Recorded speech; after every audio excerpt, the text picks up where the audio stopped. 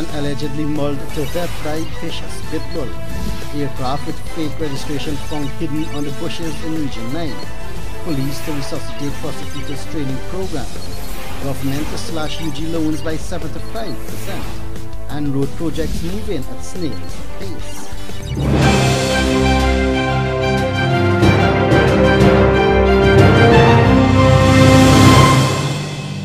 Good evening, I'm Jerisa Francis with tonight's edition of the Evening News. A Lenora West Coast Demerara man was on Thursday morning found dead, suspected to have been viciously attacked by a pit bull owned by a prominent businessman in the area. The identity of the dead man is still to be revealed to the Evening News, but we understand that he is destitute. 2 men were also injured in the alleged attack. Based on reports received, the now dead man was found at about 6 hours at Lot 190 Parafield, Lenora, with several bite marks about the body. The police were summoned and an investigation was launched. The Evening News understands that the brother of the businessman was taken into police custody and is assisting with investigations. Nevertheless, the 2 injured men were treated at the Lenora Cottage Hospital and sent away. They have since given a detailed statement to the police about the attack. A police official confirmed that up to news time, the identity of the deceased was unknown. In this report, we tell you that a joint patrol in Region 9 has discovered an illegal aircraft at the Upakari airstrip. Here are the details from Vanu Manichand. The discovery was made following information received by a joint service patrol on Tuesday, September 13. On Wednesday, ranks from the Guyana Defence Force and the Guyana Police Force visited the area and conducted a search, during which the twin-engine Cessna aircraft was discovered at around 9:50 hours. A team of investigators from the Defence Force, the Police Force, and the Customs Anti-Narcotics Unit has been deployed to the area to conduct investigations. Updating the media on the probe, Minister of State Joseph Harmon disclosed on Thursday that the aircraft was found hidden in bushes. It was off of the airstrip itself, and there seemed to be some kind of a camouflage kind of net that was thrown over it, and it was partly in the bushes. So we get the sense that it would have been there a few days. I can't be very specific about it because the investigation is is taking place there now on the ground. But the sense we get is that it would not have been there very long, because these joint services patrols now, they go in the north and the south Rupununi on a regular basis. So they're in touch with the villages, they're in touch with the communities, and that connection of community. According to the Minister of State, the aircraft bore registration N767Z, which is a U.S. registration. However, he noted that checks made with the U.S. authorities revealed that it is a fake registration. That registration number is a registration that is United States registration. However, subsequent checks by the team from the Guyana Defence Force, the Civil Aviation Authority, CANU, and the Guyana Police Force. It was discovered that registration, they told me the registration was a bogus registration, because there's another aircraft flying onto yesterday in the United States of America with the same registration number. Nevertheless, Harmon stated the team remains on site, checking the aircraft to determine whether any cargo was brought into the country on it. However, he pointed out that the area is under regular and constant surveillance following an incident in the past whereby a nearby airstrip was used by an aircraft that was connected to illegal drug trade. Reporting for the Evening News, Vanu Manikchand. Thank you, Vanu. The Guyana Police Force will be upping the ante in its efforts to have police prosecutors effectively trained. And as such, there are plans to resuscitate the training program that was dismantled some 3 years ago. Details in this story. Acting Police Commissioner David Ramnarine on Wednesday said training for prosecutors is being addressed. We have a commitment from a very important, key international body to help us. The program is usually run in collaboration with the University of Guyana and the chambers of the Director of Public Prosecution. Ramnarine said that the force has already supplied the relevant information to the body. We recognize that to not only to build capacity, but to be able to better play our role in the prosecution of cases, right, that our prosecutors need to be better prepared. The training program, which runs for 1 year, will commence in 2017, Ramnarine promised. For the Evening News, Alexis Rodney. The government of Guyana has opted to grant a further reprieve to indebted students of the University of Guyana. Let's find out more from Davina Samaru. Government recently announced the extension of the waivers for students who are indebted to the university but with current payment schedules for their loans. Among the measures implemented was a Jubilee offer as follows: a 75% write-off of the accumulated interest in the borrower if the borrower paid the outstanding balance by August 31st, 2016, and a 50% write-off if the borrower brought his or her account to current by September 30, 2016, and remains in that status for the duration of the repayment period. The Finance Ministry has cautioned, however, if a borrower defaults, subsequently, the interest waived will be restored in full to the account. The move to provide a reprieve for UG students in arrears was first raised in the context of Guyana's 50th independence anniversary. It was part of an incentive to encourage students to repay their loans following an audit of the UG Student Loan Agency. The audit discovered that there were millions of dollars in outstanding loans and had recommended, among other interventions, to streamline the agency and set clear conditions for loan application guarantees and repayment. Persons can make their repayments at the loan agency through standing orders at all banks, at their place of work, Western Union and MoneyGram. Soon measures will be put in place for payments to be made through Bill Express and GTT Mobile Money. Reporting for the Evening News, Davina Samaru. Thank you, Davina. In light of the recent calls for Royston King to step down from his post as town clerk, the vendors at the Stabroek Market are endorsing this call, since according to them, the staff from the Stabroek Market office are targeting them by stealing their goods, and the town clerk is doing nothing about this. Ramona Luthi visited the market and filed this report. One of the vendors, who is also the vice president of the Guyana Market Vendors Union, Carol Carter, highlighted that over 300 pairs of slippers were taken from her stall earlier today by the market office staffs. Nobody were here, my stall was covered, my stall was locked up, and they raised up and carried away. They stole my goods. Another vendor, who was also targeted, tearfully stated that all the bylaws in the market were being observed, yet they are being deprived of earning a living. They come this morning, they pick up my things, and decide they pick up my things, and they're gone with it. A whole half bag of goods. I don't know what they want us to do. We are operating here in a peaceful manner. We don't give them problem. We don't cuss up and brawl up and give them problem. We are stallholders and we operate within the bylaws of the market.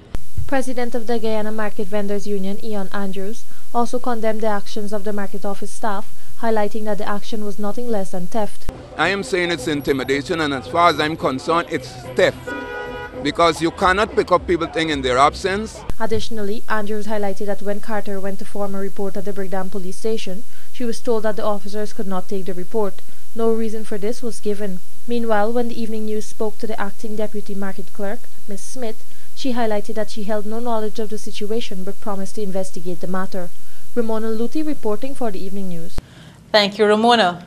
Coming up after the break, talks on scaling back SOCU's power imminent and road projects moving at snail's pace.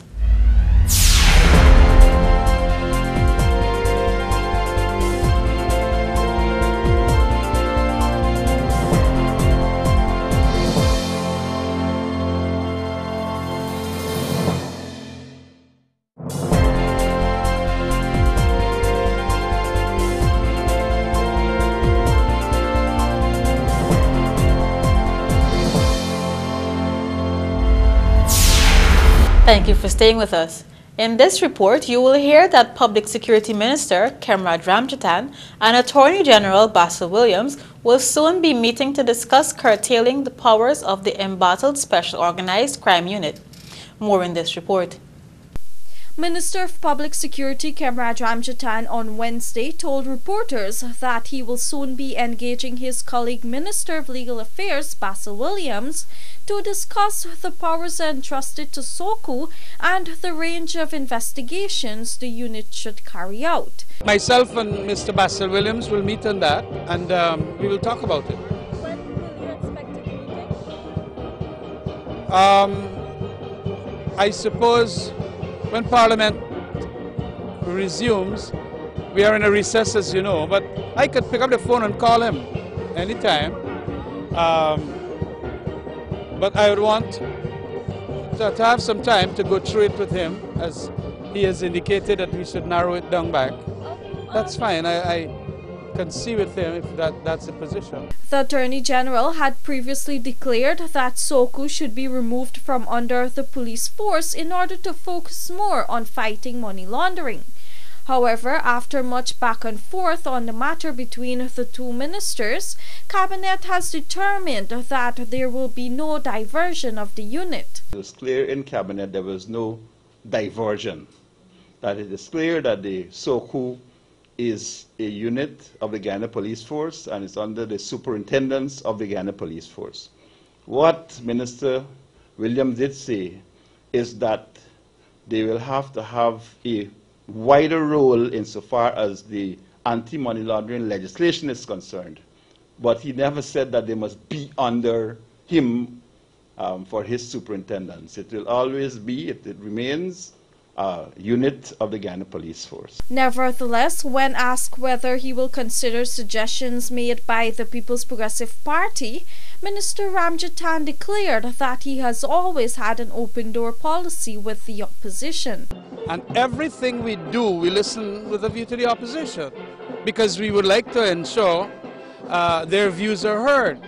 That's what genuine democracies and genuine Democrats are made of. They listen to the voices. And there aren't anything that would have gone by said by the PPP that I have not taken into consideration. Government and the opposition had been bickering over the past months on the mandate of the embattled SOCO, which PPP said is being used to drive political motives and is conducting operations outside of its purview. Reporting for the Evening News, Vanu Manikchan. Cabinet has not made any final decision on the appointment of Guyana's ambassador to Kuwait, Shamir Ali. Vanu Manikchan has the details in this report. 1 week after government has been probing the 2003 conviction of its ambassador to Kuwait, Dr. Shamir Ali, Cabinet is yet to discuss the diplomat's appointment.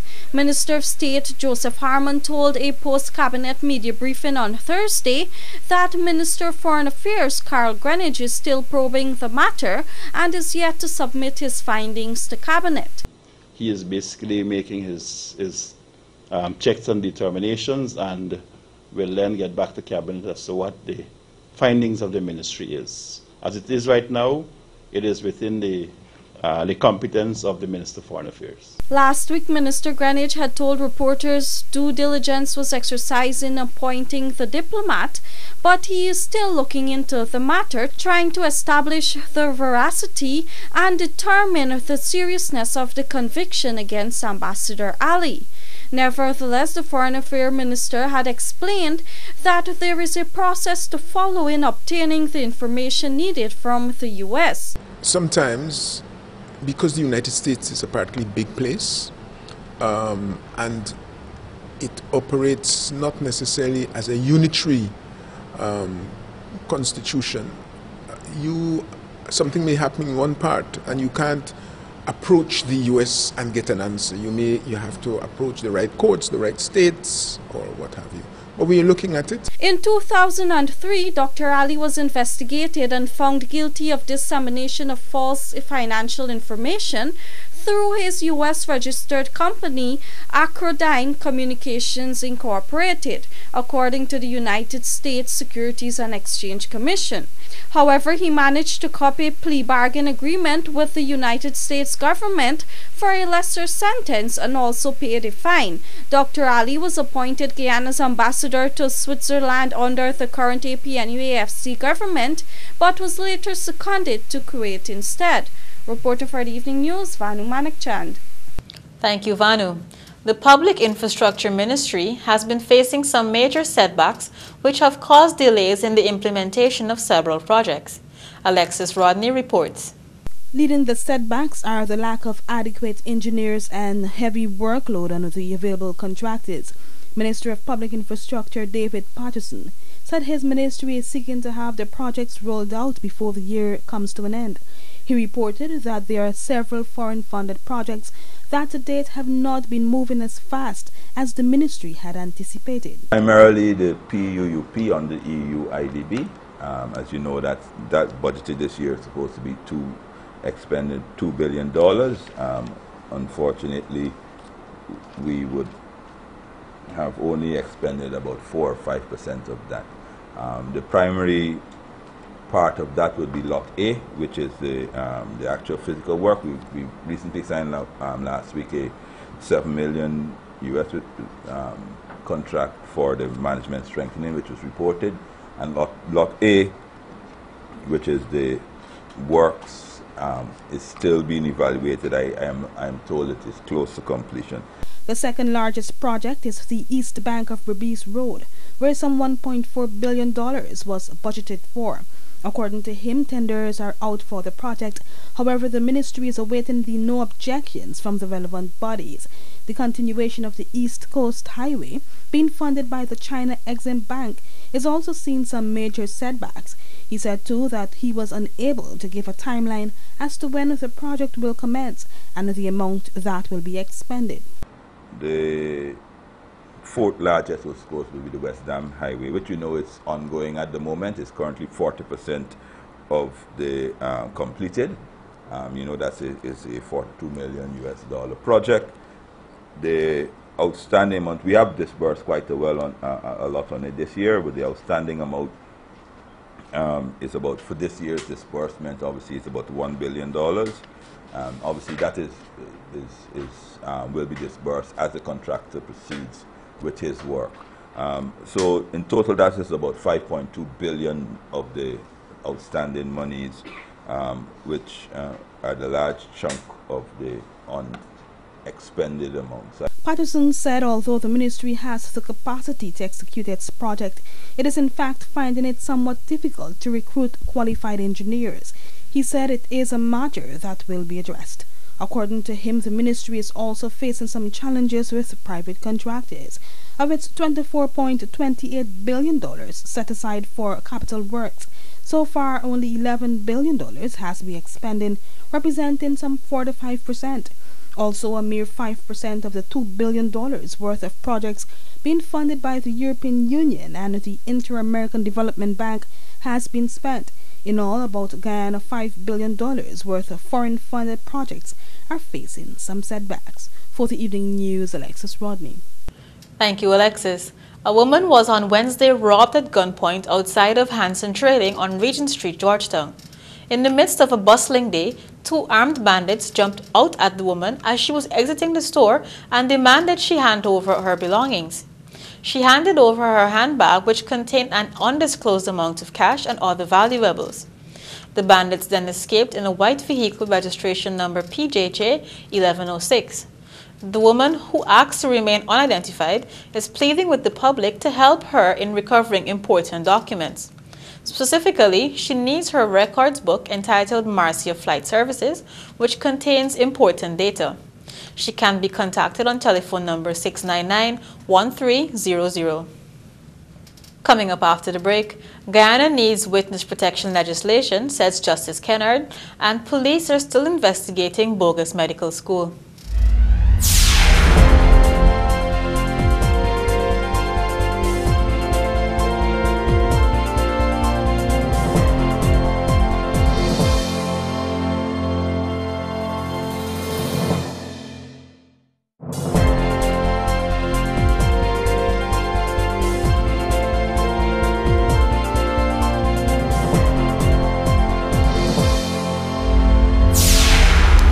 Staying with us. In light of Guyana's low conviction rate, retired former Chancellor of the Judiciary, Justice Cecil Kennard, has noted that the non-implementation of witness protection legislation is hindering the local justice system. More from Shemuel Fanfare. Almost 1 year after government signaled its intention to bring witness protection legislation to the National Assembly, the draft bill, which received the Cabinet's seal of approval, has not yet been tabled.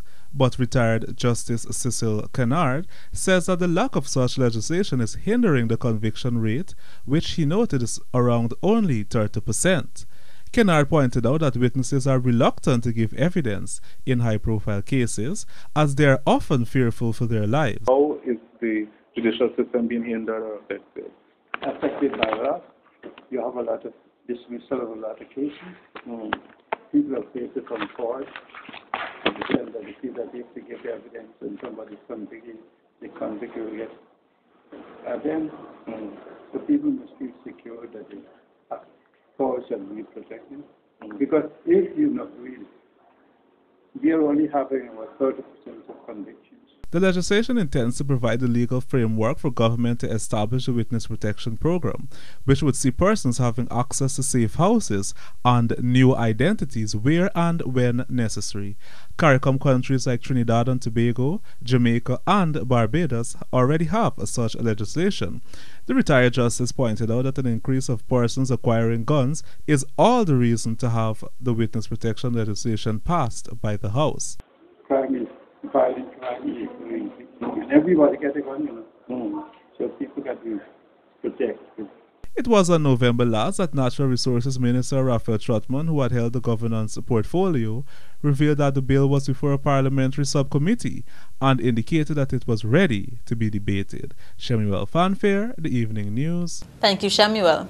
While the government and the Guyana Public Service Union remain at a deadlock over wage talks, political commentator Dr. David Hines has called out the Granger-led administration for placing emphasis on only things it considers important. Here is Alexis Rodney with the details. Speaking with the Evening News on Tuesday, Hines said government's 10% salary increase offer is very much inadequate, considering the social, political, and economic factors involved. Government and the GPSU are still at a standstill on salary increase negotiations, while government maintains that it will not budge from its 10% increase offer. The GPSU has been holding out and has even suggested that the two parties meet again for more talks. President David Granger has, however, said that there was nothing more. While speaking to this newscast, Hines questioned whether government has made public servants' wages a priority. Hines said while he was not suggesting that government should engage in overt clientelism, the reality was that it was not sensible to go out of its way to alienate its constituency.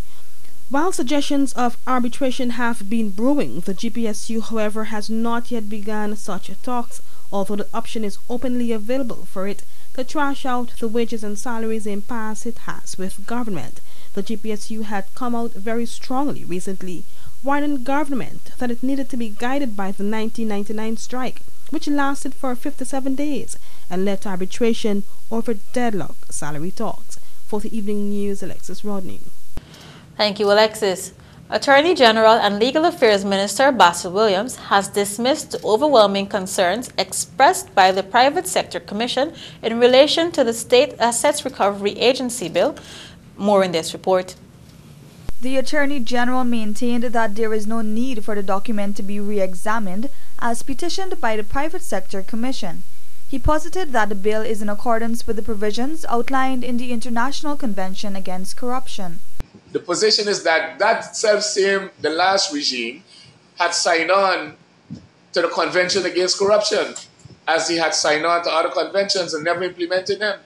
The international community now is demanding that if you want to be amongst the members of the community and be involved with the community, you've got to comply with all these conventions that you signed. He also explained that the consultations on the SARA bill were extensive, and he indicated that government is not to be held responsible if the private sector representatives failed to participate in the forum.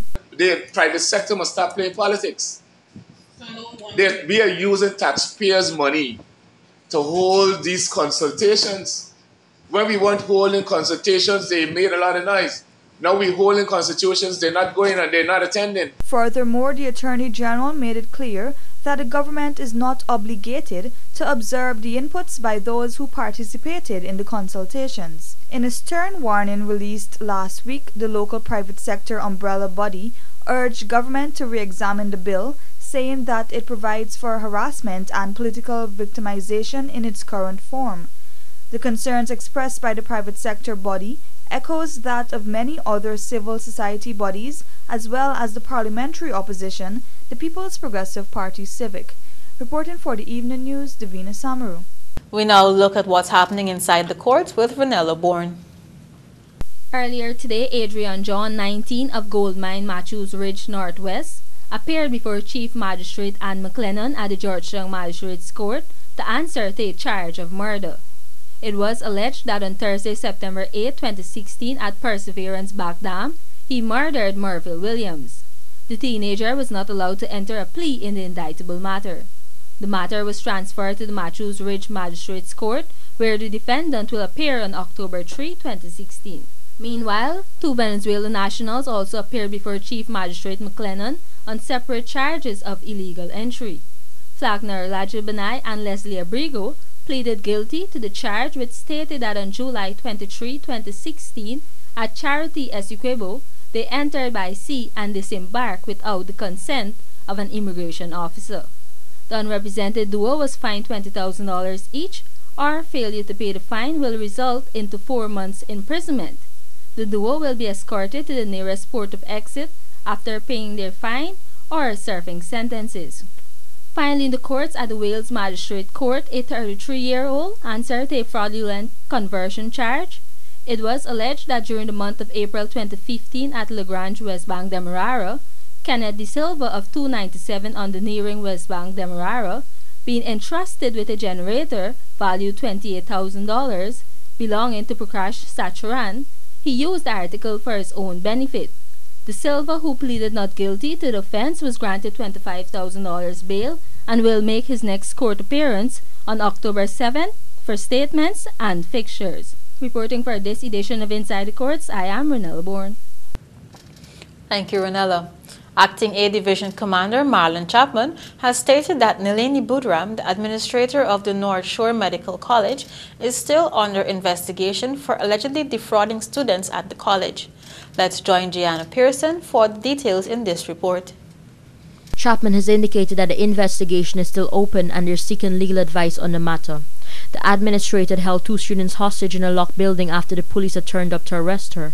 Scores of other students had also showed up at the building, pounding on the locked door, demanding refunds while claiming that she was operating a bogus medical institution. Meanwhile, Director of the National Accreditation Council of Guyana, Deborah Jack, is advising all prospective students to visit the council's website in order to ascertain whether a school is legitimate or not. Jack said that while the council does not have any authority to restrict persons from registering any institution, it does act as a precautionary instrument for prospective students. A source at the Education Ministry had disclosed that the administrator was instructed not to open her school until her registration was processed. In 2009, former Health Minister Dr. Leslie Ramsamy had accused Singh of operating a fake nursing school.